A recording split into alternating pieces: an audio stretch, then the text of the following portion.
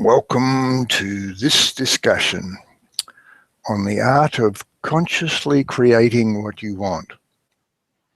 Or because we're getting right into the nuts and bolts of it here, perhaps we should more accurately describe it as the science of deliberate creation. As we all gather together and you seek to have the law of attraction explained, or at least some aspect of it, so we respond with different ways of looking at it. Last week, we encouraged you to keep it simple with the definition, what you choose to believe becomes. This week, we're going to come at this from the aspect of your story, by looking at what's in your story and how you can change it. Once upon a time. Let's start here. You all have a story that's your story and nobody else's story. That story creates you. Everything about who and what and where. You create that story by what you choose to believe and expect. Each version of you create and step into comes with its own matching context. Nothing that's happened up till now limits your new, now choices. New choice plus alignment with new choice equals new story equals new everything. This adventure of yours is all about creating new things. That's the fun part. That's why you're here.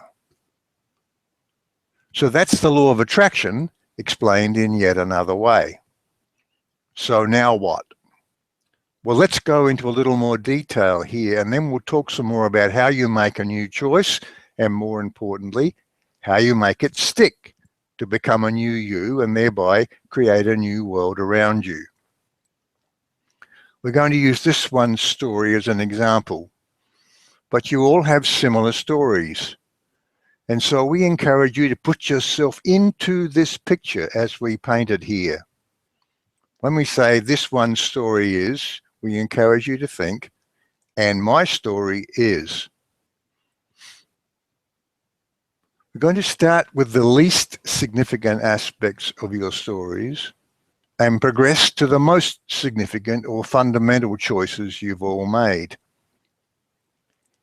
Even as we get into this, see it for what it is, a backstory. And by that we mean for each of you, it's the story you tell yourself and everybody else to explain who and what you are. Just as in a movie, there's something that leads you into it, a synopsis to position you within the plot that's about to unfold. So this is your synopsis. And without giving the ending away, we'll just say, as with most movies, it's a work of fiction. This one was born in Adelaide, South Australia in the year 1940. Australia is a continent on a round planet Earth, the only inhabited planet in its solar system, in a Milky Way galaxy that is just one of billions of galaxies. He had parents. He has a sister. He survived more or less successfully through primary, secondary, and tertiary education to become an electrical engineer, then a software engineer, then a manager, and finally a business owner here in these United States. He was married and divorced in Australia, and then hooked up here with Eva, who he's been with now for 30 plus years. And your story is? In terms of his understanding of the nature of things, he began with Christianity, which never, for him, delivered on the promise and required him to take things on faith that seemed to make no sense at all. It was Eva that got him to where he heard the law of attraction explained by Esther Hicks channeling Abraham. For the first time, it was an explanation that seemed logical. and it was the start. Then came this community and us, and it all opened up very dramatically from then on. He is still seeking to inject more abundance and more creative mojo into his world and his life. And your story is... You may not be used to thinking of these next things as part of a story, but they are. He lives in a time-space world. Time proceeds sequentially, and events are located in that stream of time to the extent that he has difficulty perceiving of a realm without time. His is a world of space and shapes, of beginnings and ends to things. In terms of the shape of his consciousness, he has a conscious thinking processor that mostly focuses on one thing at a time, and a subconscious processor that is 1,000 times more powerful, that makes most of the decisions exactly as it's been trained to do and handles all the details. And your story is... So all of that, and much, much more, of course, is his story. It defines who and what he is. It defines the world he wakes up into every morning. It defines his body. It defines Eva. It defines his dog. Within this one version of him and his story, it defines who we are, and it defines who you are. Because the version of us and you that shows up here in these intersections is a match to that story of his. So that story is everything. And that story is nothing. It's nothing because, as we said at the start, it's a work of fiction. All of it is an invention. It's important only as the stage you've made up, as the context for your experiences. Until we start talking about what is absolute, about being a consciousness and the law of attraction, there's nothing absolute and true about any of those stories, at least in the sense that there's something external to you that you exist within and share with everybody else. It's all an inside job. And if there are parts of it standing in the way of you creating what you want, then none of it matters a hill of beans. It's just a stage. It's a wonderful and complex and important stage, of course. It's the place your choices have led you to. It's a stage. And it can also be a cage. The extent to which all of you find yourself struggling is the extent to which you are allowing your story to hold you captive. Are there things about your life you want to shift? Are you feeling trapped because your circumstances are inhibiting you? Is this world of yours an uncomfortable place to be? Your story is... Well, you aren't here to struggle, and you're not here to be constrained. You're here to have fun and revel in the joy of creating new stuff.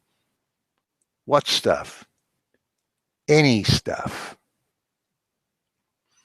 In terms of how this one thinks about his past, he has approximately 473 things he strongly regrets about choices he made, and about 3 things he feels very good about.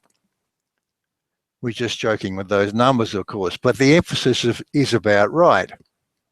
And we are always encouraging him to flip those statistics, because he knows now that he is, at his essence, a timeless, spaceless consciousness. And in terms of creating what he wants, he knows the importance of feeling good, and he knows that regrets don't feel good. So now, for all of you, the way forward to what you want is to put that story of yours into context. So let's get down to it, and let's start with this. 1. Be aware of how you feel. When you slip into a place of not feeling good, know it. It'll range from feeling a little lost in life or being bored through to frustration and anger and depression. Ask yourself right now, how often do you find yourself on the wrong end of the emotional guidance scale? How often do you wake up into a mediocre world? Don't settle. Don't settle for feeling bad, because you're heading directly away from the things that are calling you. Promise yourself right here and now, from now on, you're going to be aware of how you feel. 2, recognize that it's just a story. Think about how you felt as we went through these ideas with us. Allow yourself to be detached from that story. Observe. See yourself in the stands rather than just on the field, because none of it is true. You're the creator of that story, not a victim trapped within it. It matters not whether you want to think of life on Earth as some sort of prior agreement or as just the end result of a gazillion ongoing choices. None of that matters. You're here, and you're here now. The only important question is, so now what? 3, practice making powerful choices. You have the ability. It's inherent within you. Find it. I can't seem to do it. It's just a repeat of the old story. Write down what you want. Look at it. Then expand on it. Get into joy about the scope of the things you can create. There is no limit to this except the ones you wrote into that old tale you tell about you and what you can and can't do. Story begone. New day dawning. Let's catch the sunrise. If the detail trips you up, go general. If the hows creep into it, detach yourself from how. We encourage you to get into eager anticipation of your new day and your new you and your new everything else. 4, appreciate, appreciate, appreciate. Start with a whole lot of self-compassion and appreciate yourself for the magnificent creator you are. Then appreciate this new version of the world you're stepping into. Appreciate the things in it and appreciate the things that are coming. Appreciate the new versions of your friends that are showing up and the new relationships you're stepping into. Appreciate the way your consciousness is expanding. Appreciate how easy this is, because easy is the way it can be in every aspect of your experience. 5, make 1 to 4 above a regular routine. Make it a daily routine. Make it an hourly routine. Make it a way of life. When we said above, new choice plus alignment with new choice equals new story equals new everything, this routine is what creates that alignment.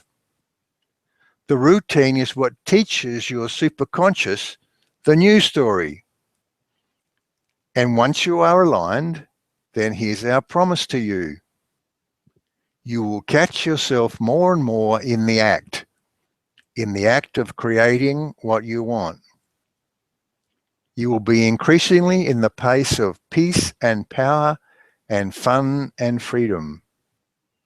And it will feel like coming home to who you are. Your story is your stage. Your story can also be your cage. There is nothing you cannot be, do, or have. Nothing. There is nothing you cannot change. Nothing. Is your story a cage? Well, those 5 points above are the key to that cage. Take the key, let yourself out. There's nothing in that story of yours that has the slightest power to affect your now or your future, except that which you give it by what you choose to believe about it. We are, of course, as always, here to help with all of this. You have but to ask. Our compassion for you is beyond words. Let's move now to our longer discussion and your